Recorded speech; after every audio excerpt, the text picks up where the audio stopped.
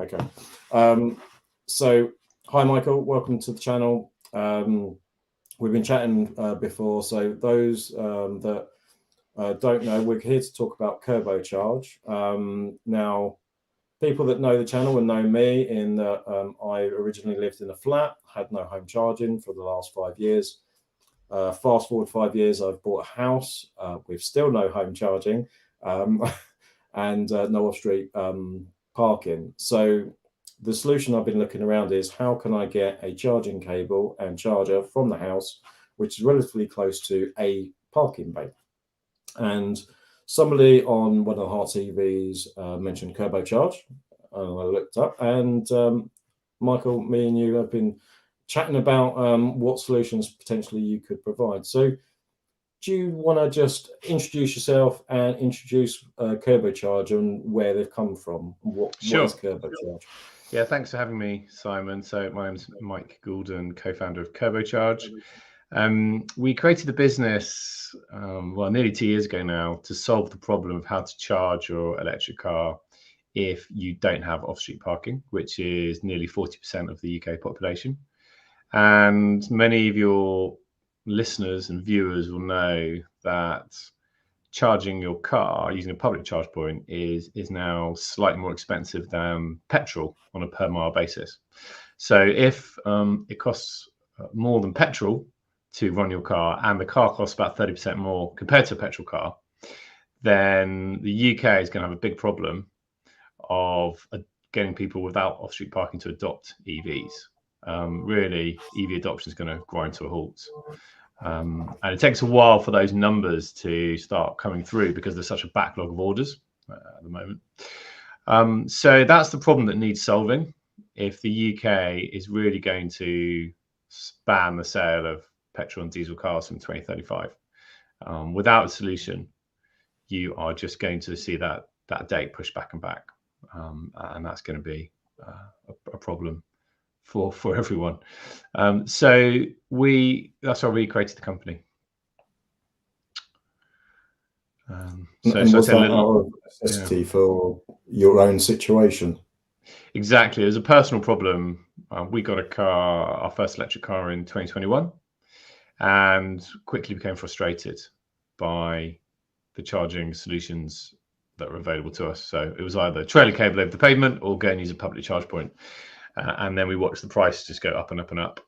And now the difference in price is about £25 per single charge. Yeah, and obviously councils don't like you trailing cables across pathways because of obviously trip hazards. And councils don't like you doing it, and residents don't actually like doing it. I mean, if you've ever done it, you feel a little bit uncomfortable, especially if you leave it out overnight. Kind of liable for a lot of bad stuff.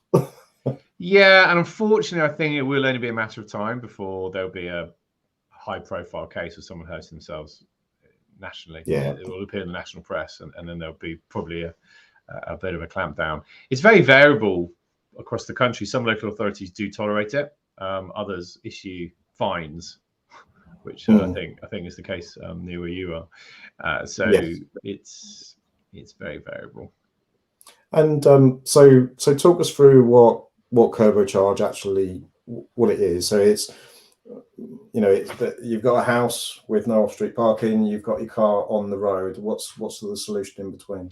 Yeah, so we wanted to create a cable channel product to safely get the cable from the front of your house to your car.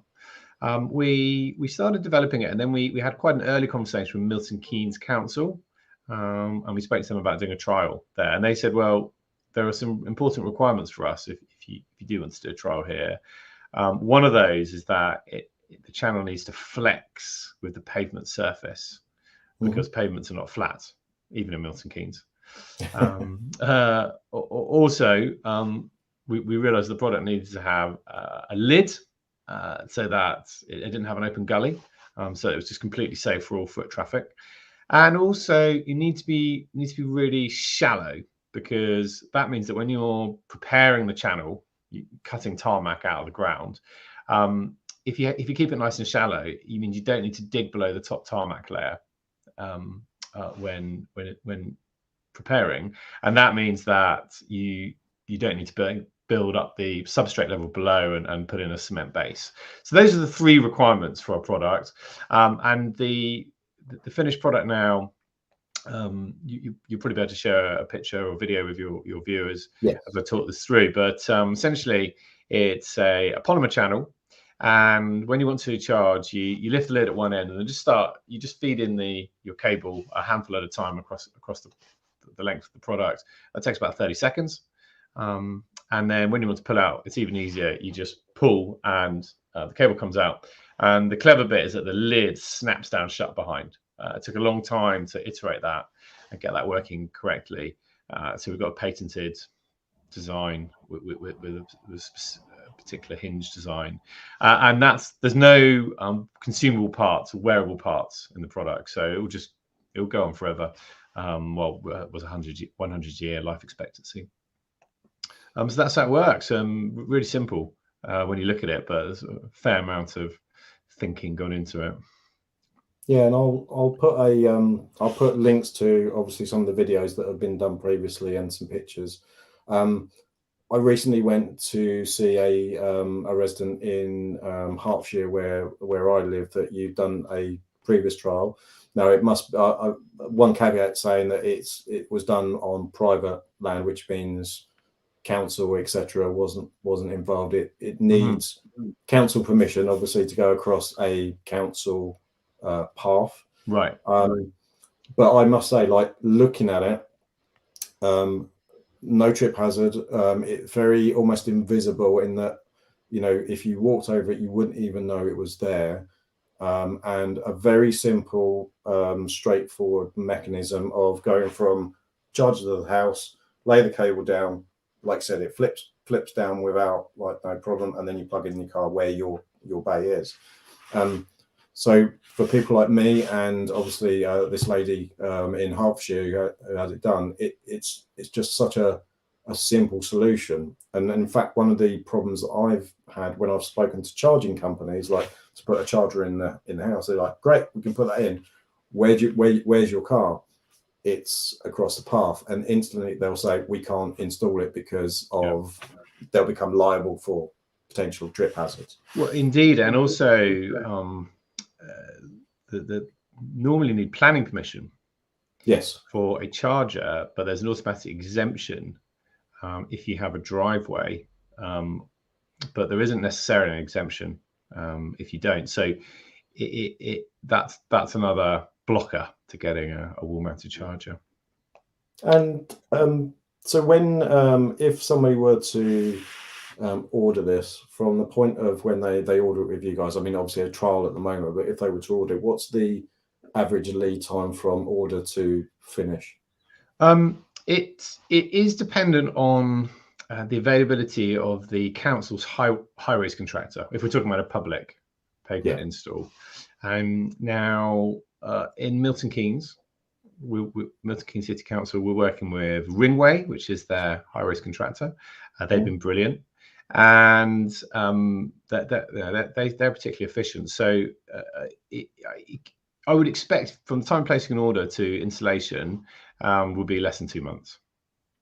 That's pretty quick. And typically, if you haven't got an EV yet and you're waiting for one, then you can time the installation of it to be similar to when the EV arrives. Especially lead times on EVs at the moment, they're still, some of them can be quite lengthy. Very variable, yeah. And when the contractor turns up to do it, how long does the work roughly take to? Well, that's a good question. So it's in Milton Keynes, after the first couple of installs, when we kind of just sort of perfecting what we were doing, we've got the installation time down to 1 hour. Wow. Which we're really pleased about. So yeah, it's you essentially use a disc cutter to cut 2 parallel lines, then a chisel to remove the material in between, clean it out. You put in a special hybrid polymer adhesive, and get the channel in place. I mean, it does take 24 hours for the adhesive to dry, so it's got to all be cordoned off, and then you're good to go. Wow, that's pretty impressive. And what's the material kind of made out of? I know you said it's got 100-year life expectancy. What it's obviously made out of a certain material, and there's not, from what I understand from our last conversation, there's not different parts of it. It's one sort of whole unit. That's right. It's a single unit. It's manufactured as a single unit, and it's actually got 3 different polymers to make it all work. So the hinge is one. The main body is a rigid PVC. So it's particularly strong PVC, and then because it comes out, it's manufactured slightly open, and you fold it into place. The bottom 2 hinges have it's a more flexible PVC, and PVC is a very well known material that is UV stable, can handle substantial temperature variations, and has that long life expectancy, and is very strong.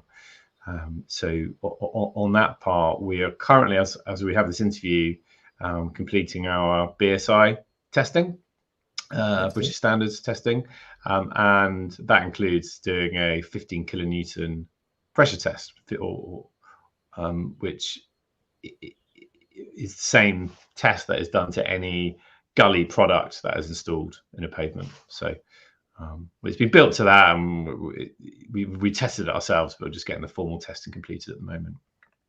Excellent. And so you say you're working with Milton Keynes Council. Is there any other councils that you're working at? Obviously, I'm currently trying to work on Hertfordshire County Council and North Herts District Council for my own personal sort of install of this, and we'll let people know how that goes as and when we get updates. But what other councils outside Milton Keynes? Milton Keynes is a great example, I suppose, because they are very EV advocates, always have been for a long time. You know, anyone that's already either lives there or goes there knows that you never have a problem to charge, because there's literally chargers everywhere in the. Yeah, they're early moving on that space for sure. Yeah. So what other? So to answer your question, so we've actually got 7 live conversations now. Excellent. With local authorities. They're all in England. I best not say their names because we haven't agreed with them that we can say that yet. But I can say that some are in the southwest of England, some are in the north, and some are close to Hertfordshire. None in London yet. So that's something we're going to be focusing on, and none yet outside of England. Yeah, we would definitely like to announce who those are, and once we do, you can perhaps add a link to in your podcast. Yeah, no, absolutely. And are you allowed to say whether these are these just initial discussions, or are they further down in terms of doing trials, or is it varied? It's varied, actually. So some are looking at a trial. Yeah. Others could potentially be ready to go to a larger order, because they're able to see the trial results coming out of Milton Keynes City Council and others. Now, of course, Milton Keynes, we only went in the ground there right at the start of February, so it's going to take a little while to just build up that case study and get the feedback from users and from the council.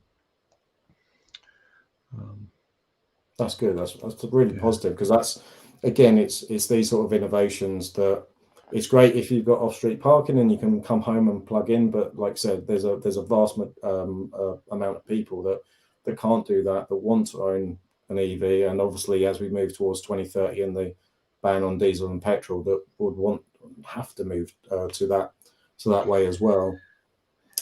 That's right. It's, we do see it becoming an essential council service, just like ordering a dropped curb.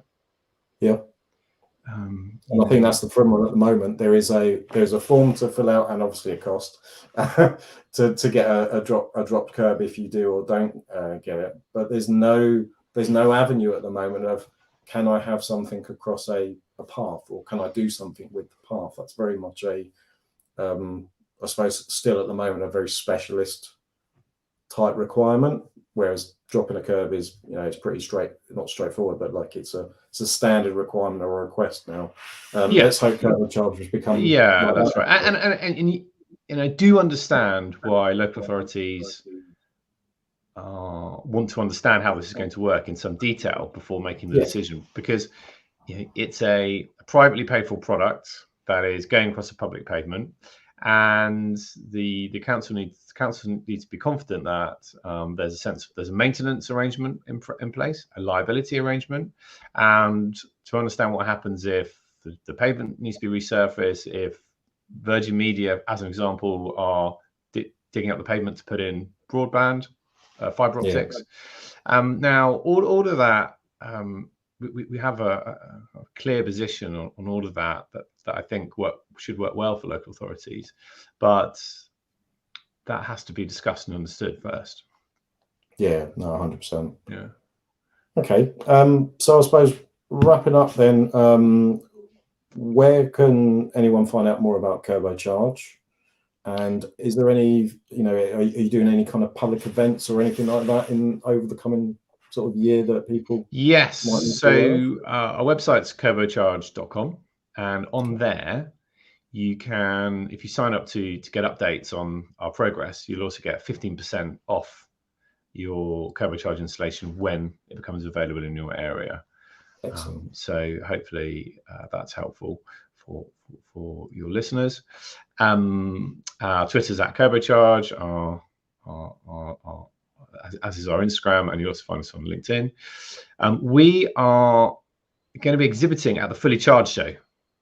Excellent. On the 30th of April, which we're really excited about. So we have a stand there. So come and see us. And I'm also a panelist on one of the sessions hosted by Jack, one of the Fully Charged show presenters. And that's a session on, I think it's No Driveway, No Problem. So that's on Sunday. So come and listen in if you can.